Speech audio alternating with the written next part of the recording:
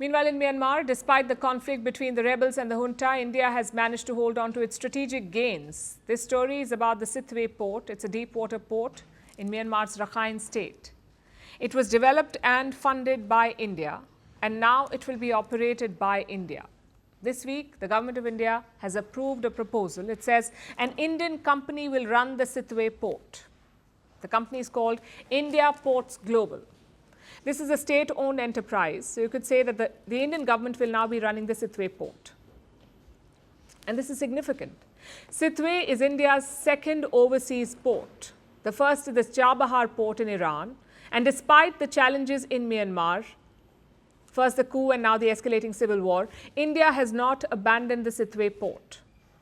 This deal, in fact, was signed way back in 2008. That's when India and Myanmar agreed to begin the project. It took 15 years to build, and New Delhi's support has been firm throughout. When the port was inaugurated last year, the first deliveries were sent from India. India sent 1,000 metric tons of cement from Kolkata to Sittwe. Officials from India attended the inauguration. Among them was India's shipping minister, and it shows the level of New Delhi's commitment.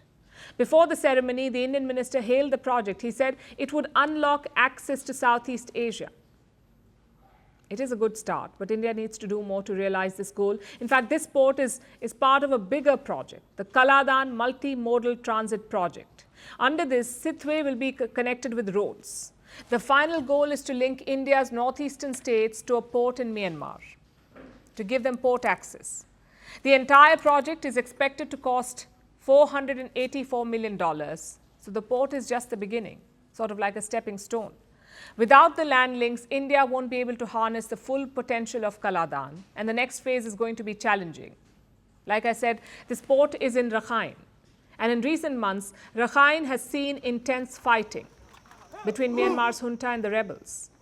The rebels have taken over large chunks of territory, including the Chin state. And this state is part of the Kaladan project. Reports say the conflict has disrupted road construction, which includes a highway near the India-Myanmar border. As of February this year, work on the highway had come to a halt. This was due to the rebel offensive. The highway passes through some of the worst affected regions, and India too has been concerned about these events. Soon after the fighting broke out, New Delhi issued a travel advisory. It asked Indians to avoid visiting the Rakhine state. So what is the current situation like? Well, it hasn't really improved. Just today, fresh reports came in. Hundreds of soldiers surrendered to the rebels. This happened in the town of Mayawadi. It's near Myanmar's border with Thailand. This town has an important border crossing which facilitates trade between Myanmar and Thailand. And it seems like the rebels now control it. And they continue to gain ground. Recently, they sent a message to New Delhi. The rebels want India to stop supporting Myanmar's military. So far, India has not responded, but it has decided to end the free movement of people living in the border region. The situation has become more complex, certainly. India still maintains control over the Sittwe port, and this should be seen as a positive. But India needs stability in Myanmar to be able to build on these gains. And for now, its only option is to keep patience and stay the course.